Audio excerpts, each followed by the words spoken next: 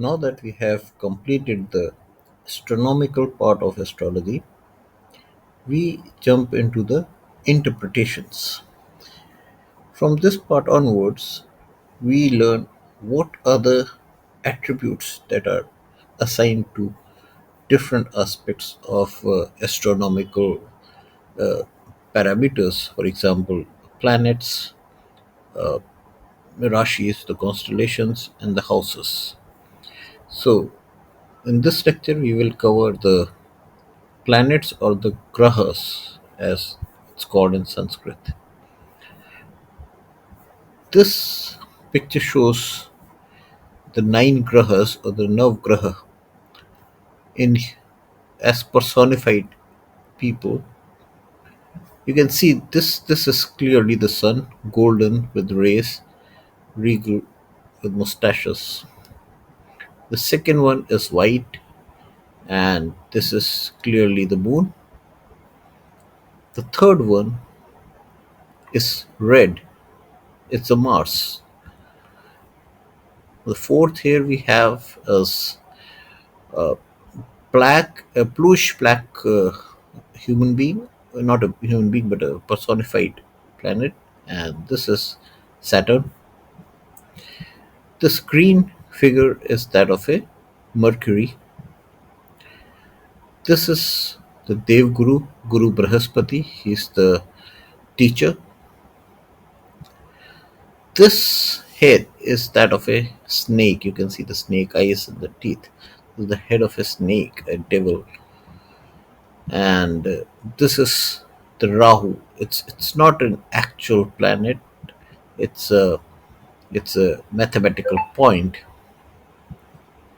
And here we have the luxurious Venus, and Venus is also a guru, Guru Shukracharya, but also is symbolic of luxury, fashion, fame.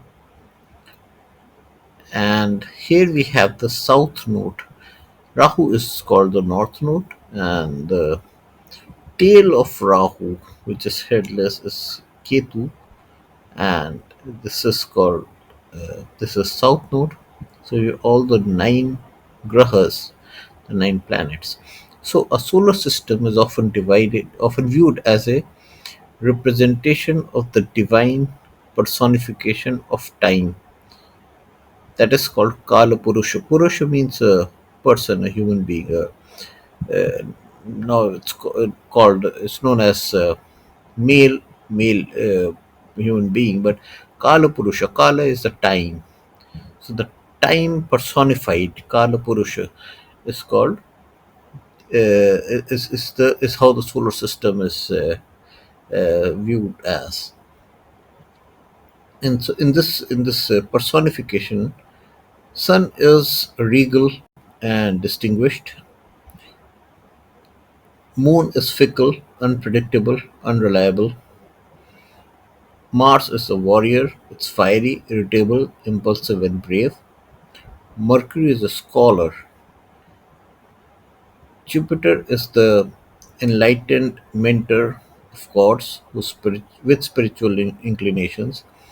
Venus is the mentor of those indulging in sensuality, fashion, art, and courtesans.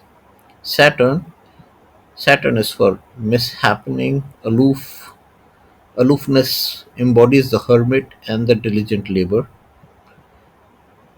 Rahu and Ketu are the exclusive and disruptive forces stealthily existing on the fringes of our solar system's theater. So this is how the planetary cabinet is very commonly identified.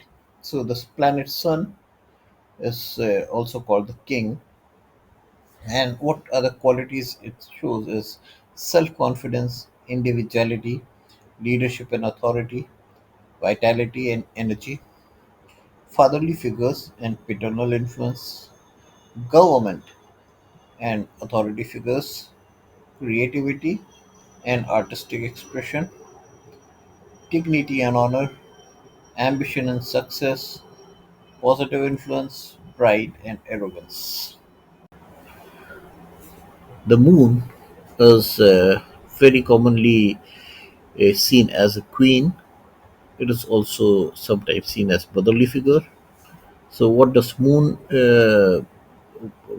show is emotion and feelings, mind or mental capacity. So this mind is different from intelligence. This is your mind that creates you know ideas and dreams and you know those kind of things. Mother and maternal figures, nurturing instinct. So nurturing is something which is related to mother. Sensitivity and intuition. Intuition also is seen from moon. Imagination and creativity. So that's the feature of mind. uh, Comfort and security. So it's mother, nurturing, comfort. So these traits are tied together. Adaptability. So moon changes its shapes and is easily adaptable. Um, Domestic life and home environment. And moon is also considered to be a mass public planet. So public perception and popularity.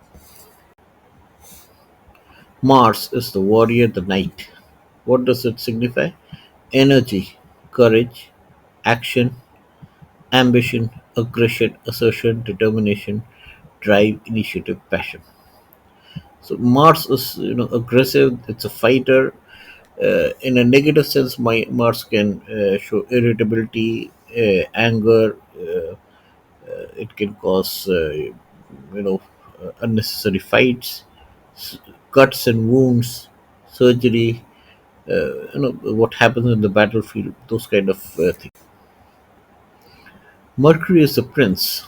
Prince shows intellect, communication skills, analytical ability, logical thinking, versatility, adaptability. Now, adaptability is also what you saw in Moon, and Mercury is also very adaptable. And we'll know later that Mercury behaves like the planet it is conjunct with. So it tries to mimic the planet or the Rashi in which it is.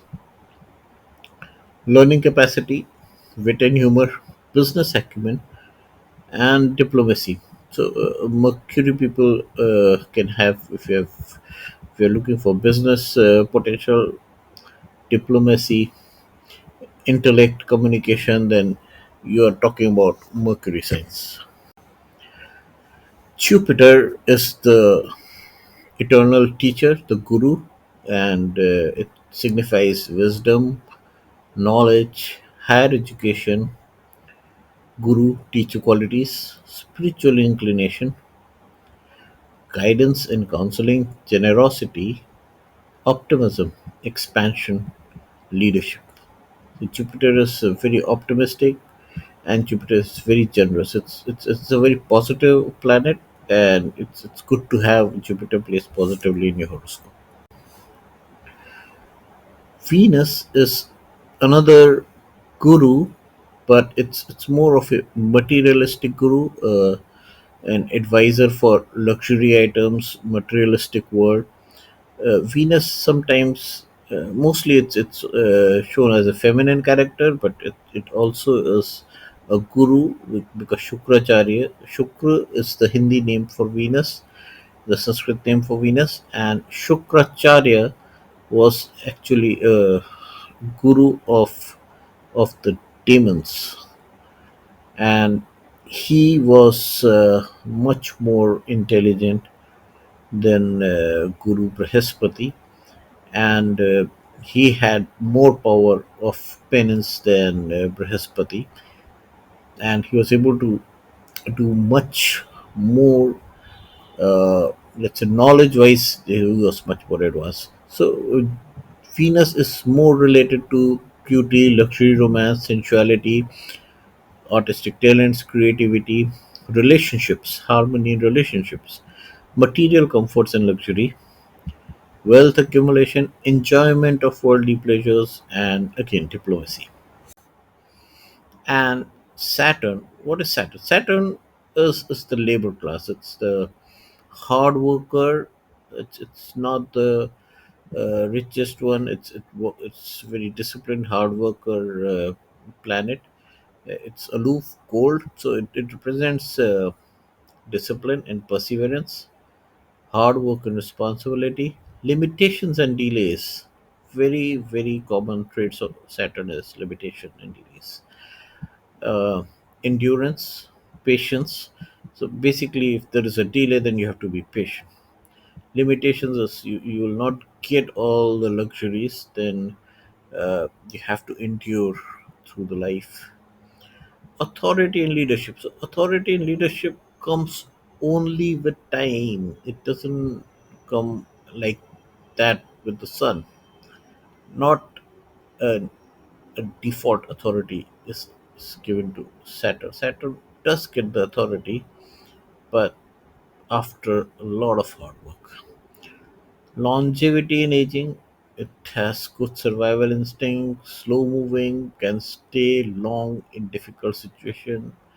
So, and it's an old planet, so it presents old age, karma, and consequences of action. So this is probably something that is, that is what is taken from the Western philosophy, karma, because in Vedic Jyotish, Vedic astrology, everything is karma.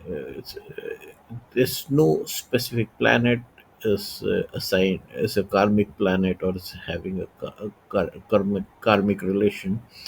It's probably West it borrowed this idea from Vedic principle because they don't have the cycle of birth and rebirth, which is essential principle of karma, where your past karmas in your past lives are carried forward and you're bearing the fruits. So Western astrologers, the Western philosophy is about one life. You take birth only once and you die. You live only once and then you die. There's no life after that. There's no life before that. So the idea of karma is associated specifically to certain planets by Western astrologers. In Sanskrit, in Vedic Jyotish, karma is associated with everything. There is no unique association of karma with a unique planet or unique graha or unique yoga. It's with everyone. But consequences of action is more relevant in the sense that when you go through a Saturn dasha, um, you you that's where it, the results of your actions come with the highest intensity. So basically it makes you work hard because that's where the intensity is very high, and you have to finish all the dues, or all the dues that you have been carrying through multiple lives.